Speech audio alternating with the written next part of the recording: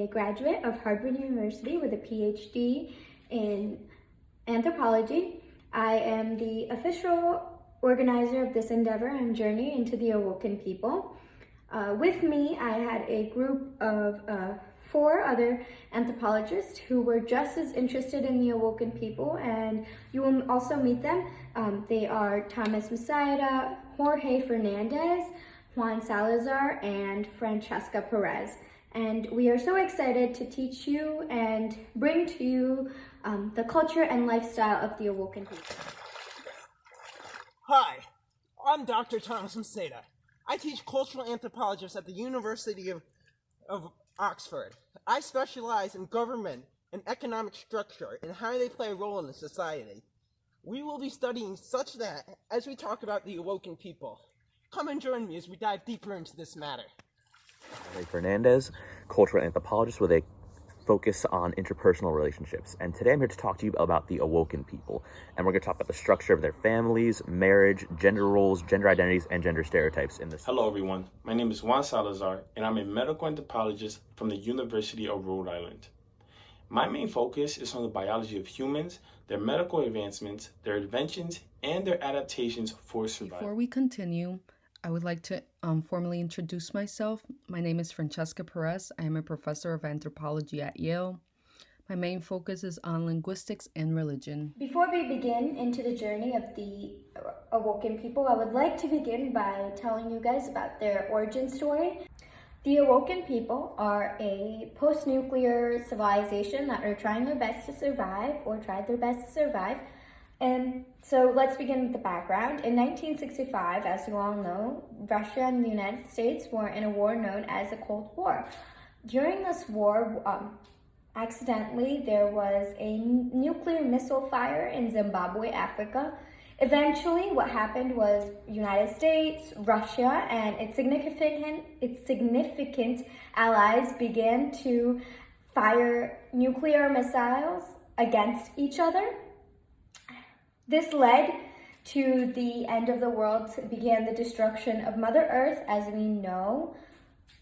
And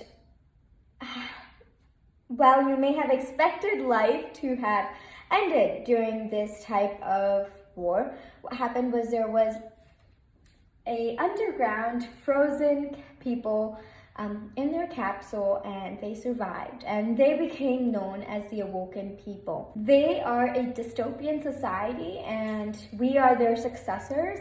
They were from all sorts of life, with all sorts of ethnicity, and they all had different types of skill sets. They were not just American, they were not just Hispanic, they were from all different lifestyles, and they all had different skill sets that they brought to this society. One of the first people to live or get out of these capsules became known as the overseer. But before we get to that, it took 100 years for the capsules to reopen. It is hard to imagine what life would have been like to come back to having a Mother Earth that was so bountiful, to have it all destroyed in life was just different for them. For the first few years, the Awoken people had the necessary supplies in their bunkers with them, like seeds, clothes, and tents, and masks. However, how did the olden days, did they pick these people? We like to refer to these people as the chosen ones because, well, they were chose to be frozen in an underground bunker. As Professor Lee stated, the chosen ones were not just based on one characteristic. They came from all groups of the past worlds. Slowly, as all the people began to wake up from their comatose, they began to farm, they began to live what a normal society would entail. Their underground bunker eventually became their main fort. It became like the White House that was in the olden days. It is where the overseer and her family lived. After everyone woke up, what the overseer had done was she divided the chosen one into their own skill sets. So they created these 6 factions. You will learn about it later from Dr. Masaida. But despite the difficulties that the Awoken people faced, they still tried their best to survive.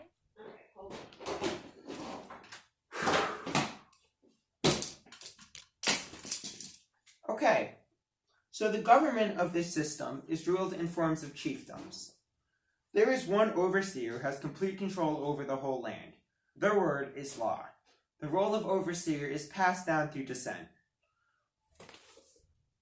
Underneath the overseer, there are 6 factions. We'll discuss the role of each faction later on in my presentation. One representative from each faction is appointed by the overseer to work as a cabinet and discusses the needs of that faction. A test on mental and physical abilities is taken when each citizen is 15 to decide which faction they will be working in. Usually each participant of the test scores into the faction in which they were raised due to the education system of that faction. Once a citizen has their faction picked out, they will take a 5-year apprenticeship before joining the workforce officially. As for the factions, the first one is military, represented in the totem of a bear. The role of this faction is to keep all these citizens from leaving the restricted areas. Those who do low in the mental and high in the physical area of the ability test will usually place into this faction. The next is the medicine, represented in form of aloe. This provides healthcare and medical aid for all the Awoken people. Those who do well in the mental area of the ability test will place into this faction. The third is infrastructure. The role of this represented in the form of a beaver. The role of this faction is to build and maintenance roads, bridges, and other infrastructure for the Awoken people. Those who do high in mental and physical areas of the ability test will place into this faction. The next are the scientists, represented in the form of a mouse. These are the innovators and inventors who better the society as a whole.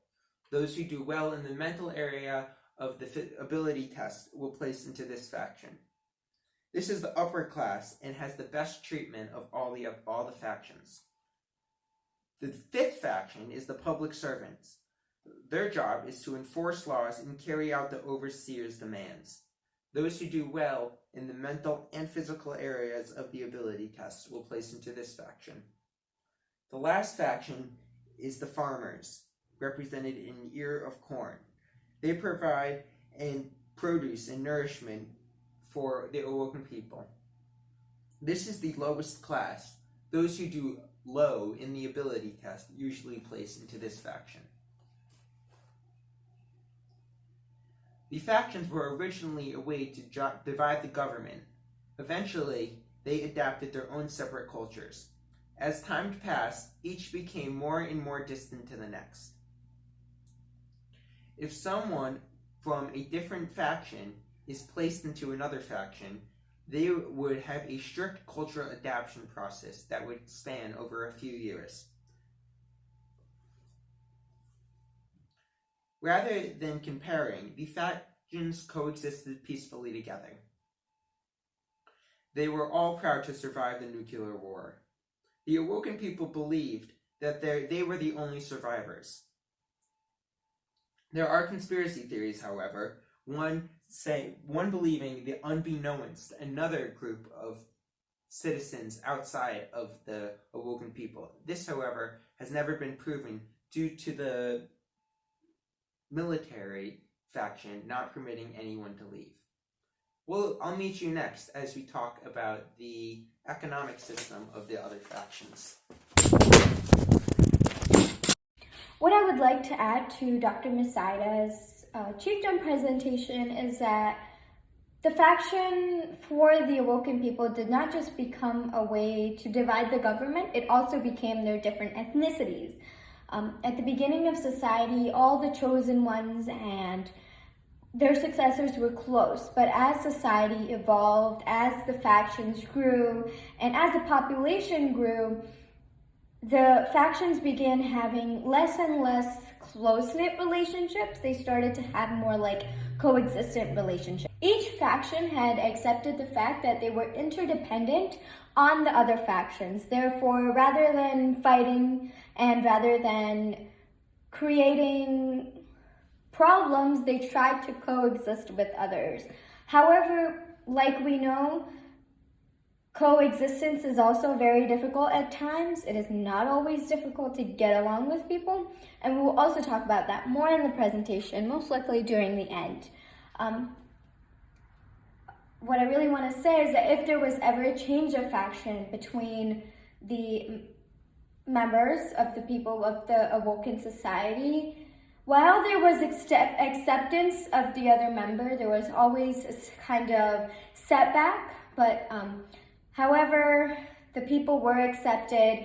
They did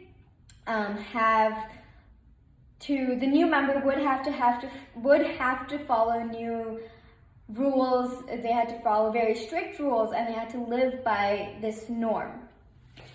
Despite the divided factions and any other problems that they may have had with each other, the Awoken people and everyone in the society were really just happy that they survived. There was that communal bond there because of the post-nuclear civilization.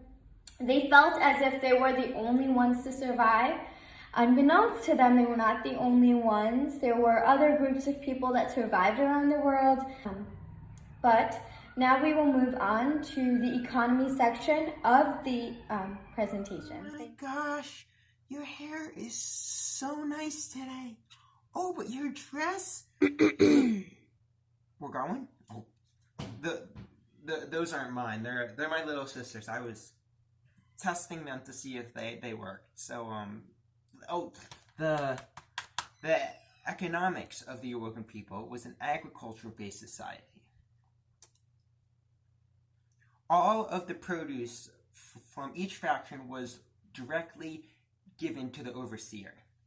From there, the overseer would distribute the produce in forms of rations to the people for their labor. The Awoken people did not have currency because it was not necessary with this method in place.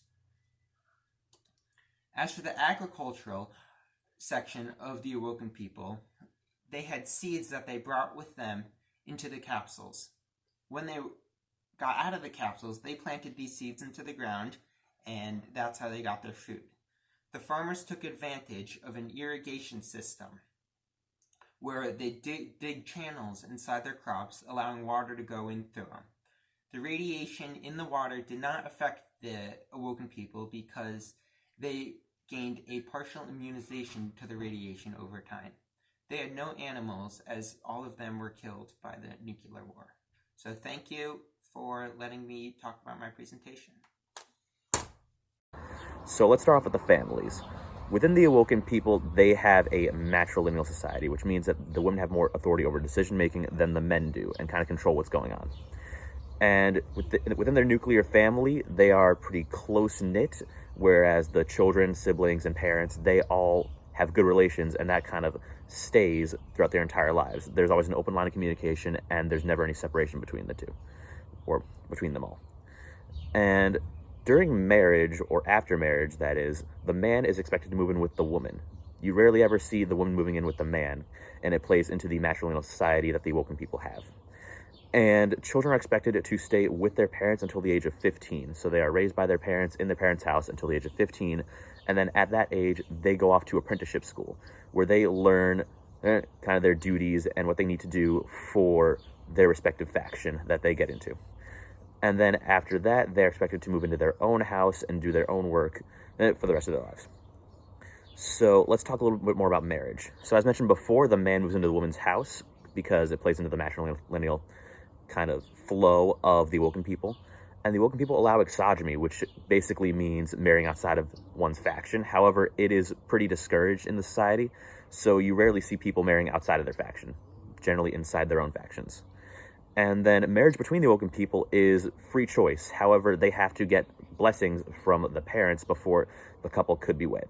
What I would like to add to Professor Fernandez's families and kinship, I would like to add that children were an important part of society because they meant that the population was growing, their survival rate was getting better. And so most children went to school where they were taught about the different factions and different subjects of history, just like arts, math, history of where they came from. Also learned about their culture from their parents and their family. Also maybe if like any close-knit faction, the leaders of the faction, just important members of the faction as well. Another way that children learned really well in this society was at museums. They may have not been the traditional museums, but museums were like a field trip to learn about the other factions. They learned and went to the main fort. They saw the capsules that the chosen ones had. They saw where they came from, and that just became a way to inspire the children that you are survivors, and we just have to try our best to survive. That's what the spirit that they were trying to give to the future generation. All right, and now let's talk a little bit about gender identity. So with most genders outside of heterosexuality, it was mostly frowned upon in the 60s, so therefore the mentalities have not really changed with that regard. So therefore, there's no surgery to change genders if one is transgender. For one who's bisexual, they usually keep it either a secret or they just they don't really talk about it. And then those who are asexual usually use the excuse that there's too much work for them to actually be in a relationship. And then homosexuality, same as bisexuality, was frowned upon, but it's still legal. But most people keep it a secret because it's discouraged. And the general population of the Awoken people is heterosexual. And that's about all. That about wraps it up for family. Today I'll be talking about the Awoken people. Now, the Awoken people, when they first came out of their capsules, were very limited on what they were able to do because of the radiation found in their surroundings. Now, one problem this radiation caused was that they had no clean drinking water. Now, early on, this killed many people, so they needed to find a solution quickly. Now, the solution they came up with was that they were going to start boiling their water. Now, boiling their water was a great plan, but the problem is that when they boiled it, it wasn't purified all the way. So the water was still always contaminated, and this caused a shortened lifespan for the Awoken people. Now, another problem this caused was that after the nuclear war, the soil was mixed in with radionuclides, was sent up into the air, came back down, and caused a fallout. Now, when they first came out of their capsules, they had high quality gas masks, but the problem was they didn't have gas masks for everyone. So they really needed to find gas masks quickly. So they decided that they were going to make their gas masks out of clothes and plastic bottles that they found around the area. Now, many people had fibrosis from the radiation. And also, because of the shortage of food in the beginning, the population was rather short. However, as society grew and agriculture improved, the people were starting to get taller and more immune to the radiation. Now, human plasticity allowed the Awoken people to survive for a very long time. And slowly, the human body found a way to stop the radiation from reaching their brain, and they were able to survive for a much longer time. Now, in their medical department, they had a medicine leader called the shaman. Now, the shaman was a female, and she was the first leader of the faction, and she was a doctor. She taught her apprentices everything that she knew, and slowly, the more people that she had, the more people they would help. Now, despite the problems that the Awoken people have encountered, they never let go of their belief system. We're going to continue by talking about the belief system of the Awoken people. The Awoken people praised the overseer and their family for providing help during the post-nuclear war. The Awoken had a monotheistic belief, as they believed that the overseer is always correct. They also believed that if they used the overseer's name in vain, it was a bad omen.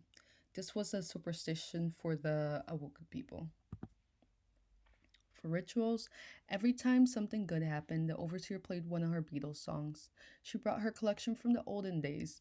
Every time the citizens heard a happy Beatles song, they left their work and danced to Joy for 5 minutes. Social control. The military controlled the borders so that no one could leave the premises. The police symbolized some formal authority so that everyone did as they were supposed to. The military and police were under direct control of the overseer. Rites of passage. When a child turned 15, they took a few tests that determined the faction they would enter. Each individual had to take the test, and the overseer monitored those tests. It occurred on the first day of summer. Taboos. Marrying out of their faction, divorce, and getting a low grade on the faction test were looked down upon by the Awoken. Some of these things would later turn out to affect the Awoken people. The overseer created symbols of the hope for the Awoken during hardships. The flag that represents the Awoken holds the symbol of a phoenix. The phoenix represents transformation, death, and rebirth. It is the ultimate symbol of strength and renewal. The lotus is a symbol of purity, self-regulation, and rebirth. The reason the Awoken regard the lotus as symbolic is because it shows that even through darkness, they can find light and be in together. Hello again, it's me. Now I will be moving to the holiday part of the lecture. It's just a small tad bit. We know about 3 holidays that the Awoken people celebrated. The first one being every year they had a week of celebration. 6 different days were dedicated to the 6 different factions. The last, or the 7th day, was to celebrate the overseer and their family.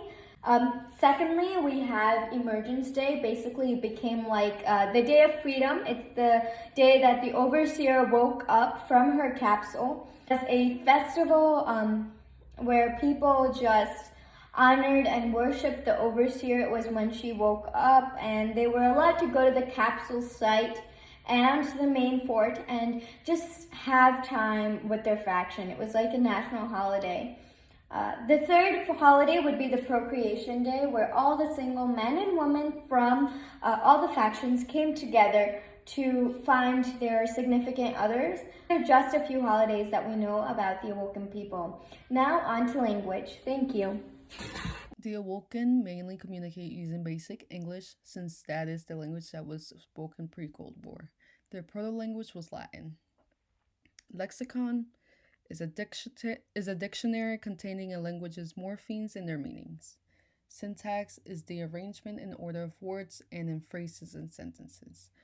Focal vocabulary is specialized terms and distinctions that go with certain groups. When referring to someone else, their terms your, you are, their, and they are commonly used. Normally, when talking about more than one of a certain thing, there is an S added at the end of the word. For example, 1 pie, a multiple of that would be pies. Eventually, the Awoken people were eradicated with 3 reasons: incest, problems with just the adaptation to their environment, and clashes between the factions. Because people chose not to procreate and fraternize with the other factions, what led was incest. With incest came other problems, such as many children were born with disabilities. At their maximum, the Awoken people were a civilization of only 2,000 people. Another problem that they faced was radiation and unclean water. It was a problem from the beginning, and it lasted to become a problem till the end.